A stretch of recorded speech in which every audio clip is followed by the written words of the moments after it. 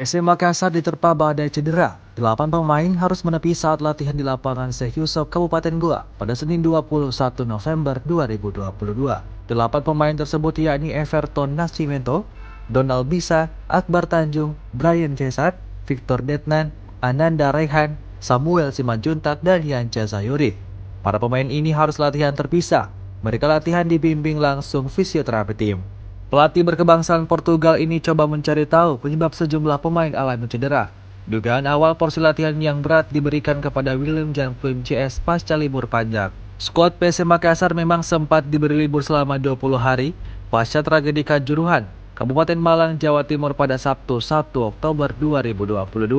Makanya Tavares saat ini coba buat porsi latihan seimbang agar tidak ada lagi pemain cedera dan kebugaran pemain pun tetap terjaga. Walau demikian, juru taktik 42 tahun menilai cedera bagi pemain sepak hal yang wajar. Olehnya itu, Tavares akan perbaiki dan seimbangkan porsi latihan.